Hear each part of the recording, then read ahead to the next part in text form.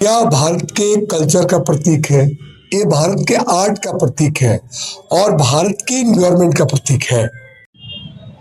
नमस्कार दोस्तों, आज हम आए हुए दोस्तों JKM एकेडमी यानी कि बदरपुर में है, जहाँ पे हजारों व्यक्ति जो है, हजारों लोग जो है जॉब इनको मिला है। सर से कुछ बात करेंगे और अरावली पर्वत के लेकर के जो पूरा हंगामा चल रहा है, हमारे जो मौजूद है हमारे शैलेंद्र सर, उनसे बात करते हैं। और अरावली पर्वत के बारे में बच्चों के पढ़ाए हैं तो उनकी ज़्यादा जानकारी होगी, लोगों को जागरूक करेंगे। तो चलते हैं उनके ऑफिस। मौजूद है शैलेंद्र सर, JK एकेडमी के फाउंडर, और इनसे हम बात करेंगे अरावली पर्वत के बारे में। अभी जो पूरा हंगामा चला पूरे देश में जो है, सोशल मीडिया से लेकर के हर जगह जो है अरावली के बचाव के लेकर के नारा लग रहे हैं। तो सर का ओपिनियन क्या है, थोड़ा हम बात करते हैं। नमस्कार सर। नमस्कार जी। देखिए, अरावली पर्वत कोई पर्वत तो है नहीं जी। यह भारत के कल्चर का प्रतीक है, ये भारत के आर्ट का प्रतीक है और भारत के एनवायरनमेंट का प्रतीक है। और अरावली पर्वत कोई एक राज्य में नहीं।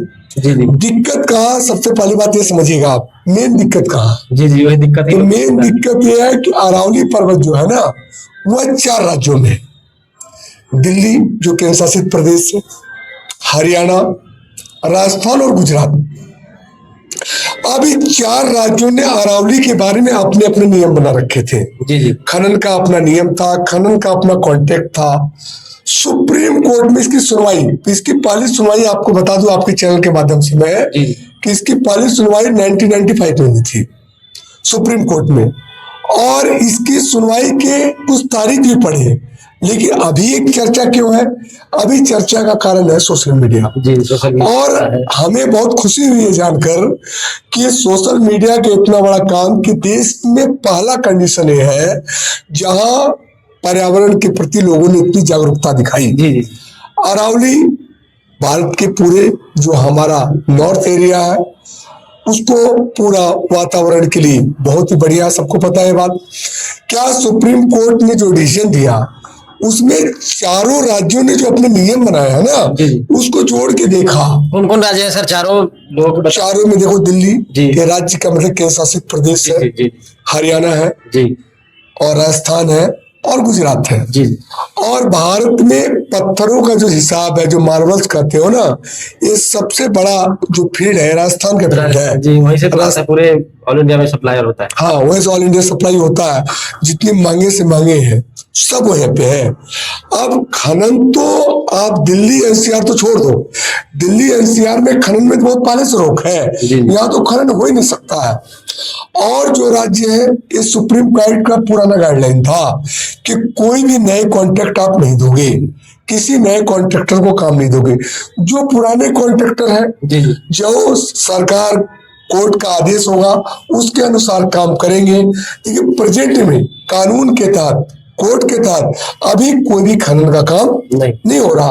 और रही बात सुप्रीम कोर्ट के डिसीजन की, तो सुप्रीम कोर्ट को ये पता है कि जो हमारा पर्यावरण का मेंटेनेंस है, पशु पक्षी का मेंटेनेंस है, यह अरावली ही इसका सबसे बड़ा हिस्सेदार है। और इतना गलत डिसीजन तो सुप्रीम कोर्ट दे नहीं सकता है। जी, वही तो, पूरे पर्वत हटा दो, ऐसा तो है नहीं। ऐसा तो है नहीं, पर्वत हटा दो या पर्वत को पूरा खनन करके मार्बल्स बना दो। वो भी तो एक न्यूज निकल के है सर कि 100 मीटर के जो भी होंगे पर्वत, तो सबको जो है हमारे उस पे फैसला चला, जिसकी लोग जो है आक्रोश इसीलिए हो गए कि 100 मीटर के जो भी दायरे में आएगा उसको वहां पे खनन होना है। देखिए, यह हमने मीडिया के माध्यम से बात सुनी थी कि 100 मीटर के जो नीचे है उस पे खनन हो सकता है। लेकिन आपको ये बताऊं कि ये अरावली पर्वत श्रृंखला है, ये सीरीज है जो ट्रेन की तरह चल रही है। एक कंटिन्यू चल रही है, जब कंटिन्यू चलेगी तो कहीं छोटा भी है और कहीं बड़ा भी है। और आपको एक चीज और बता दूं, अरावली के आसपास 1 किलोमीटर के दायरा में, पूरे 1 किलोमीटर पे ये पहले से ही आदेश है कि कोई खनन नहीं हो सकता है।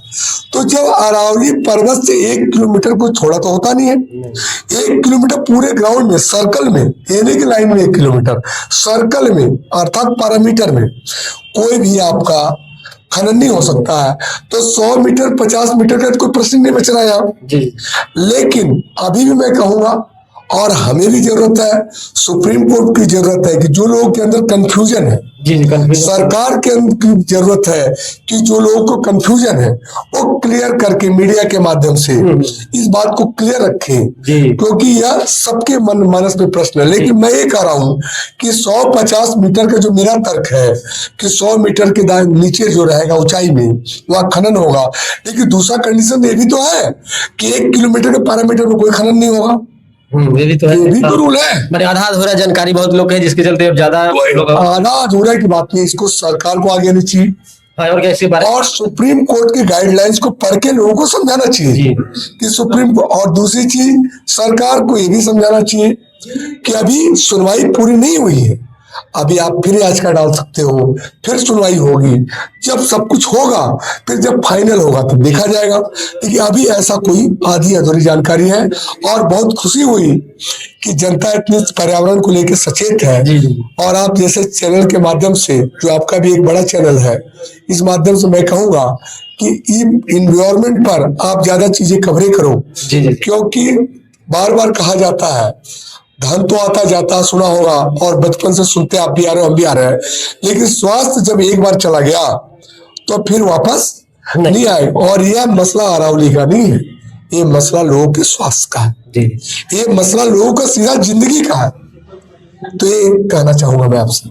सर अब एक बार बता दीजिए अपने कोचिंग के बारे में, और जो बच्चे पढ़ना चाहते हैं वो कैसे आएंगे आपके यहाँ पढ़ने के लिए। देखिए हमारी कोचिंग का जो नाम है वो JKM एकेडमी है। ये दिल्ली में है, दिल्ली में बदरपुर है और बदरपुर में मीठापुर है। यहाँ हमारे यहाँ फिजिकल की भी एकेडमी है, जो बच्चों को दिल्ली पुलिस आर्मी की दौड़ भी करवाते हैं हम लोग। और साथ में रिटेन की तैयारी तो हमारी 2009 से चल रही है, जिसमें हजारों बच्चे पास हुए हैं। भारत सरकार के सभी डिपार्टमेंट में JKM के बच्चे हैं, चाहे पैरामिलिट्री हो, चाहे पुलिस सर्विस हो, चाहे SSC हो, चाहे बैंकिंग सर्विस हो। तो यह कोचिंग है जहाँ ऑनलाइन और ऑफलाइन दोनों प्लेटफॉर्म है। अभी तक कितने स्टूडेंट यहाँ से जॉब लगे उनको? देखिए अगर आप बेसिकली हमें क्या 2009 से हमारे बारे में गूगल पे भी सर्च कर सकते हो आप। तो कम से कम ये मान के चलो कि 1000+ बच्चे सेलेक्ट तो यहाँ से हो गए हैं, क्योंकि 15-16 साल कोचिंग की भी हो गई। बहुत बहुत धन्यवाद सर 5 मिनट समय देने के लिए। आपका बहुत बहुत धन्यवाद।